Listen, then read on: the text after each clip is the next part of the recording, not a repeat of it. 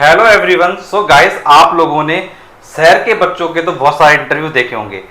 और बेटा, बहुत सारे बच्चे होते हैं जो अमीर परिवार से होते हैं, बहुत सारे बच्चे मिडिल क्लास से होते हैं। और बेटा, आज जो हमारे साथ स्टूडेंट है वो बेटा है आदर्श, जो कि एक गांव से हैं। तो बेटा, हम लोग ये जानेंगे कि गांव से कानपुर आने के लिए इन्होंने कैसे सोचा। सबसे पहली चीज़ तो ये है, क्योंकि ये बहुत साहस चाहिए एक गांव से शहर में आने के लिए। और इनका जो एम है बेटा, वो IIT JEE एग्जाम के लिए। तो बेटा आदर्श, आप वैसे किस गांव से हो? मेरे गांव का नाम धनगटा है और मैं बस्ती के आगे वाले ज़िले से आता हूँ, संत कबीर नगर जिसका नाम है। अच्छा अच्छा। तो बेटा, जैसे आप गांव से हो तो आपने इतना बड़ा जो ड्रीम सोचा, ये आपने किस से इंस्पायर हुए? क्या आपने किस तरीके से सोचा इसको? फर्स्ट ऑफ ऑल, मैं 10th का एग्ज़ाम पास करके आया।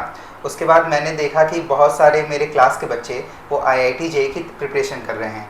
बाकी गांव में और किसी को ऐसा पता नहीं रहता कि IIT JEE होता क्या है एक्चुअली। बट मेरे जब क्लास के कुछ बच्चे थे उनको पता था और उनसे मैंने जाना कि हाँ, ऐसा कोई एग्ज़ाम होता है। उसके बाद मेरे अंदर भी इच्छा जागी कि हाँ, मैं इस एग्ज़ाम को कर सकता हूँ। मेरे अंदर भी ऐसा साहस आया कि हाँ, मैं इसको करूँ और मैं भी अपना एक ड्रीम कॉलेज चुनूँ। तो इसके लिए मैंने यहाँ आने का सोचा। तो बेटा, जैसे आप कानपुर में RS इंस्टीट्यूट आए, तो इंस्टीट्यूट के बारे में कैसे पता चला बेटा आपको? जी, मैं आ रहा था तो मैंने बहुत लोगों से पूछा। यहाँ पे मेरे कुछ जानकार लोग भी रहते हैं, उनसे भी पूछा तो बहुत लोगों ने बताया। तो उन्होंने RS इंस्टीट्यूट का नाम सबसे पहले लिया कि हाँ, ये इंस्टीट्यूट बेस्ट है। तो मतलब आपने लोगों के ओपिनियन के अकॉर्डिंग चीज़ों को समझा और इंस्टीट्यूट ज्वाइन किया। तो बेटा, जैसे अभी आप इंस्टीट्यूट में हो तो आपकी जो प्रिपरेशन है फिजिक्स, केमिस्ट्री और मैथ्स की, वो कैसे चल रही है?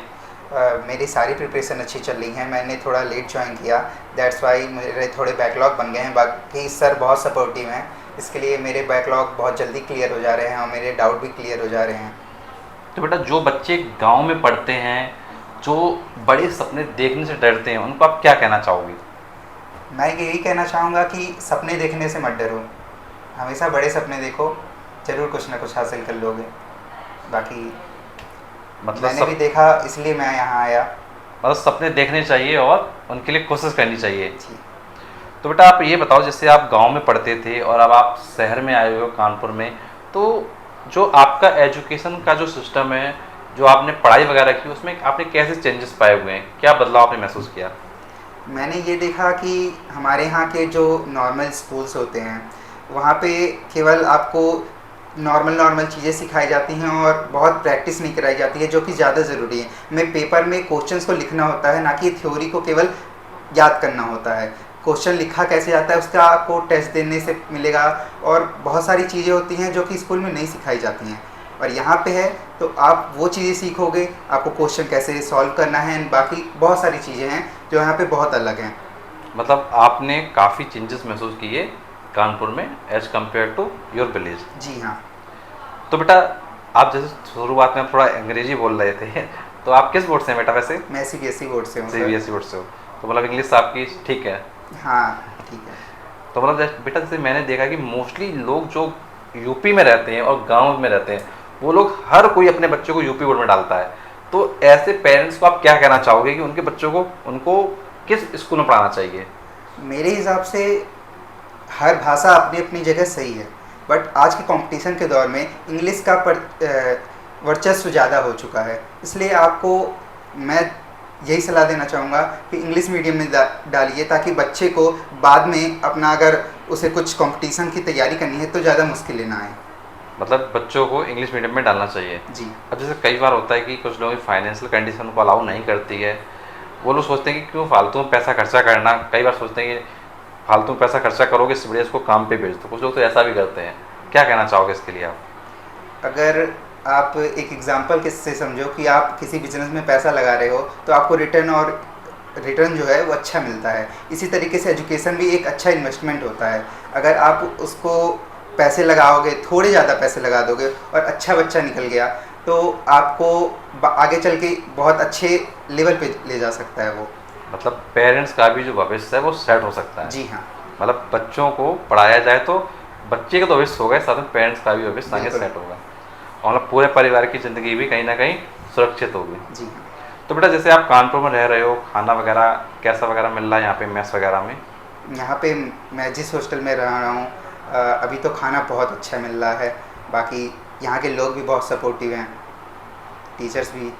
तो बेटा आप ये बताइए कि जैसे आप यहाँ आए हुए हो तो आपका टारगेट, मेन टारगेट क्या है? आईआईटी है, एनआईटी है, ट्रिपल आईटी है, क्या आपने सोच रखा है? मेरा टारगेट आईआईटी ही है और अच्छे कॉलेज में प्लेसमेंट लग जाए, बस यही मैं चाहता हूँ।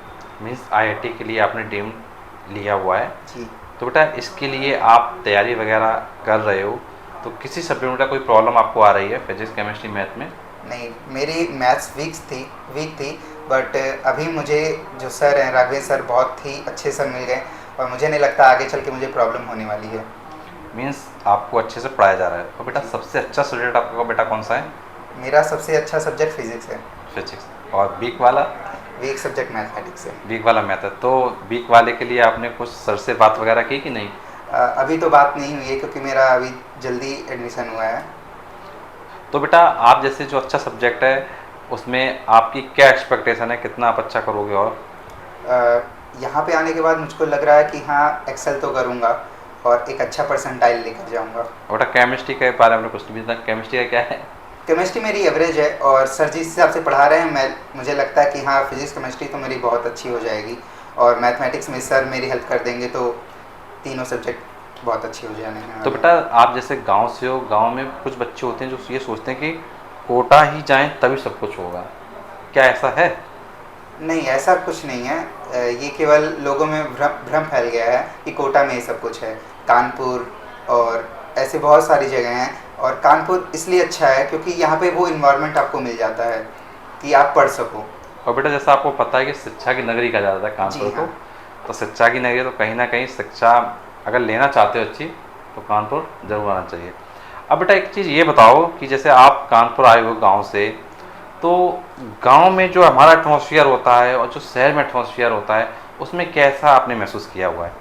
शहर में आप आओगे, अगर आप कंपटीशन देखोगे तो यहाँ पे आपको अच्छे तरह तरह के लोग मिल जाएंगे, आपको चीज़ों को एक्सप्लोर करने को मिलेगा और आप अच्छे से बढ़ पाओगे। और अगर आप घर पे रह रहे हो, 4 कमरे के अंदर रह रहे हो, 4 दीवारी के अंदर, तो आप उतना एक्सेल नहीं कर पाओगे। आपको कंपटीशन का पता नहीं चलेगा कि आपसे कितने आगे लोग हैं। मतलब कंपटीशन को अगर समझना है तो उस जगह जाओ जहाँ कंपटीशन की कोचिंग है। हाँ, बाहर निकलना पड़ेगा। और बाहर निकलना पड़ेगा। तो बेटा जो बच्चे छोटे हैं अभी, जैसे कुछ बच्चे होंगे जो 9th-10th में होंगे, कुछ बच्चे 11th में होंगे, 12th में होंगे कुछ बच्चे, उनको आप क्या कहना चाहोगे अभी अपनी तैयारी को किस तरीके से करें कि वो अपने आईआईटी के लिए अच्छे हो जाएं?